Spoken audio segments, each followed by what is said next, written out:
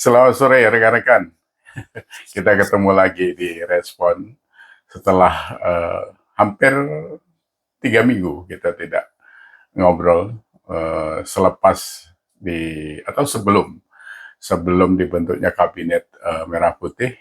Waktu itu kita menunggu, kalau tidak salah kira-kira 11 hari sebelumnya. Nah, hari ini tepat 21 hari di mana kabinet Merah Putih terbentuk dengan 108 personil yang dikomentari banyak pihak yang tidak suka, yang mengatakan itu gemuk dan sebagainya. Tapi kita bagi pendukung 02 ya sudah pasti melihat itu sebuah kebutuhan yang memang untuk percepatan sebuah pembangunan yang begitu besar targetnya.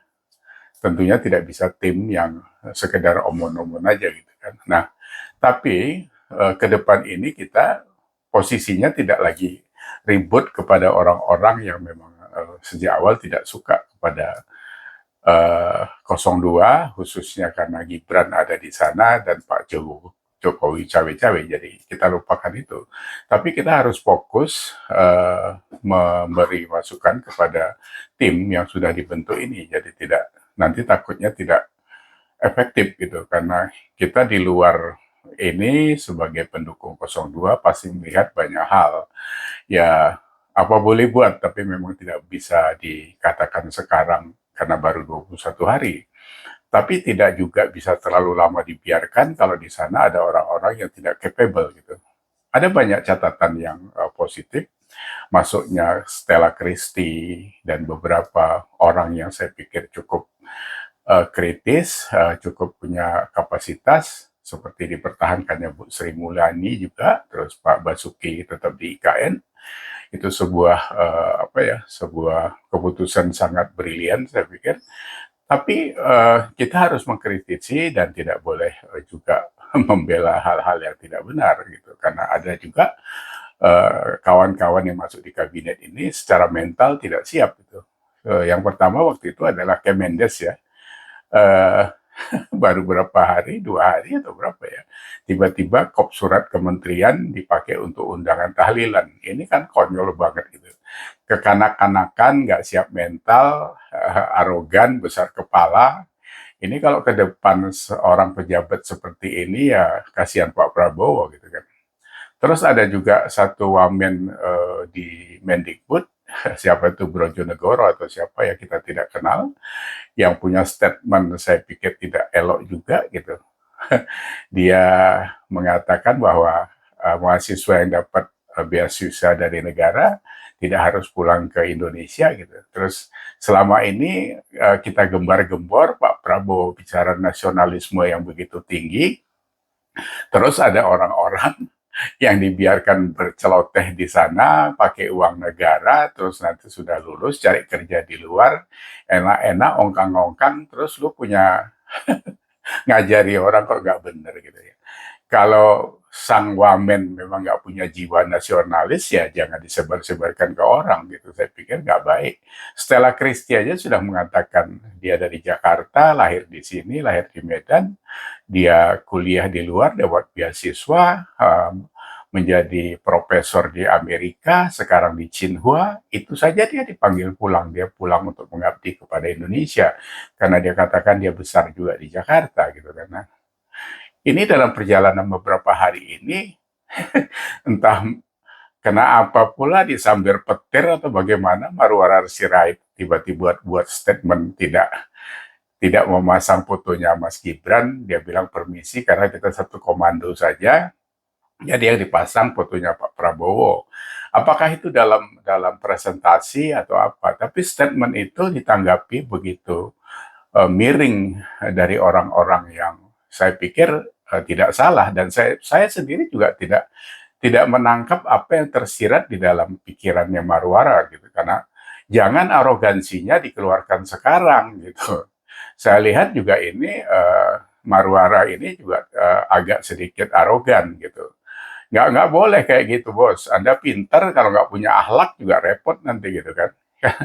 Belum apa-apa bicara soal 3 juta rumah targetnya, mau bicara soal semen harus dari pabrik langsung, bisa mengirit sekian dan sebagainya. Strukturnya saja Anda di dalam mengelola manajemen membangun 3 juta rumah itu belum Anda susun. Jadi dalam 1-2 hari Anda menjadi menteri, terus bicara soal efisiensi, produktivitas, Anda sudah ngitung berapa kebutuhan semen, berapa penyebarannya, dan sebagainya. Jadi jangan koar-koar bicara soal 3 juta rumah, tapi strukturnya Anda nggak jelas, gitu. Anda nggak paham tentang itu. Gitu. Pabrik semen kalau diminta langsung dari pabrik, terus distributor yang sudah puluhan tahun mau dijadiin apa? Kambing congek gitu. Di sana kan ada gudang, infrastruktur, kendaraan, orang kerja, mau diapain orang-orang yang sudah eksis puluhan tahun di dalam apa bisnis persemenan itu gitu. Belum lagi kesiapan tentang orang-orang yang berkecimpung sebagai tukang atau helper dan sebagainya. Saya tanya di tukang saya kebetulan ada renovasi rumah di sini, berapa bisa selesai waktunya kalau buat rumah tipe 36 dan tipe 40. Ya lebih kurang kalau mau rapi sih sekitar 1,5 sampai 2 bulan. Nah, kalau targetnya 3 juta rumah, Anda butuh 2 juta tukang. Anda sudah menghitung gitu, kerjasamanya dengan siapa, bagaimana penggajiannya. Anda itu menteri, jadi tidak bisa langsung maki-maki bupati seperti itu. Kemarin gebrak-gebrak meja, nggak ada, nggak perlu seperti itu. Jadi nggak usah ditunjukkan hal-hal yang seolah-olah Anda sebagai orang yang punya ketegasan. Tegas boleh, tapi beringas nggak boleh. Gitu. Nah ini orang-orang seperti ini akan mencacatkan kabinetnya Pak Prabowo. Kasihan Pak Prabowo memang.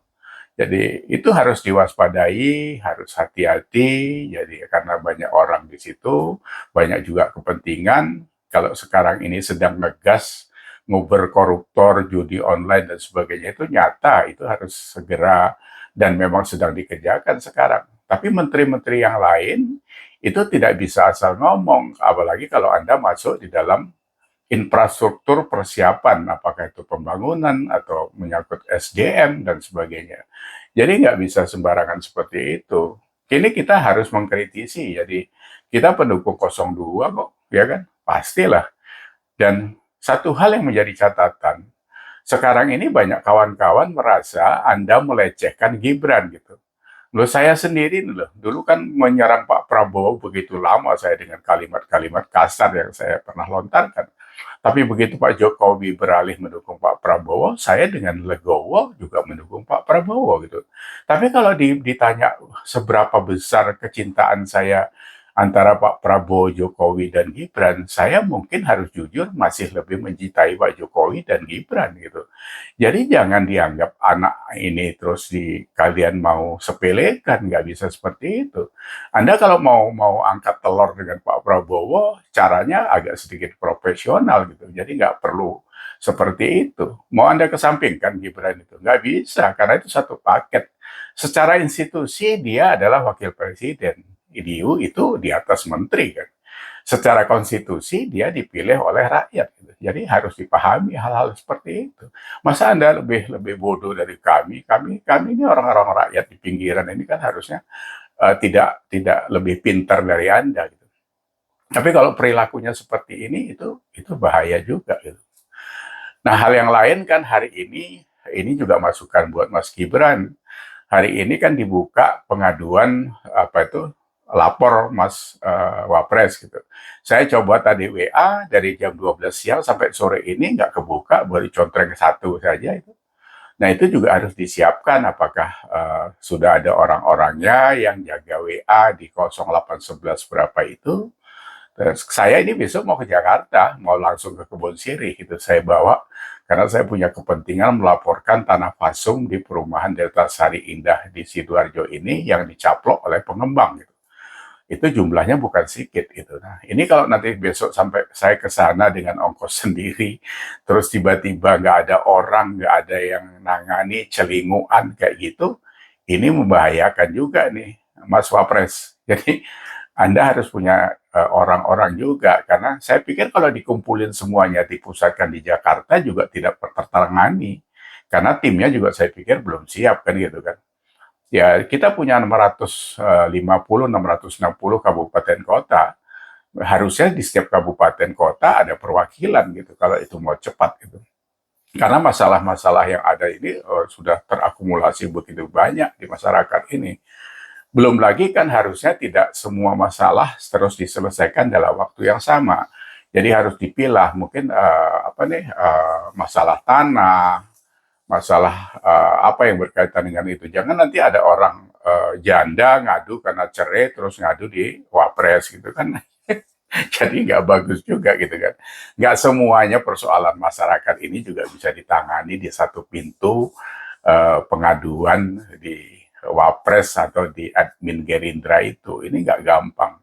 Kita 270 juta bos gitu.